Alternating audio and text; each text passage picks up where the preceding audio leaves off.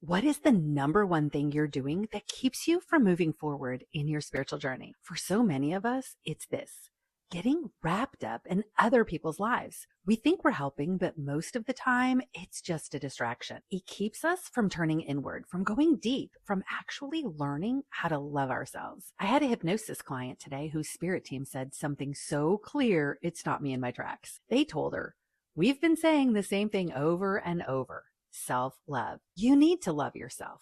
But instead, you keep distracting yourself by jumping into everyone else's problems." They even joked that they feel like a broken record because she keeps looping in the same pattern. And maybe you've been there too, hearing the same nudge from spirit again and again, but avoiding it because it's easier to focus on other people. Every single person has their own spirit team. It's not our job to carry someone else's lessons. When you step back and let their team help them and you put your energy on loving yourself, that's when your light really begins to ripple outward. That's how you actually help others. At the end of my client session, I shared something my own higher self once told me. These three initials, NMJ, not my journey.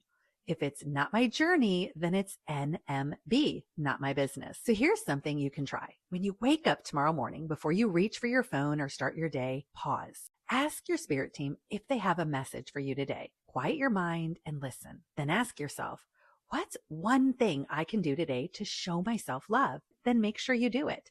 It doesn't have to be complicated. Maybe it's sitting in the sun for a few minutes. Maybe it's an Epsom salt bath at the end of the day. Perhaps it's moving your body simply because it feels good. Maybe it's looking in the mirror and speaking kindly to yourself, or curling up with a book and letting yourself rest. Whatever self-love looks like, make it a priority. When you focus on loving yourself and making yourself a priority, it takes the pressure off fixing everyone else. It gives them the space to walk their own path, led by their guides, not led by you. Sometimes people need to reach that moment where they throw their hands up in the air and say, "I give up." That's often the exact moment they finally open to God, to their guides, to true change. But if you keep jumping in to fix it for them, you actually delay them reaching that pivotal moment. So stop losing yourself in other people's stories. Your soul's homework is self-love. And when you choose that, you're not just helping yourself, you're helping everyone around you in a way that really matters.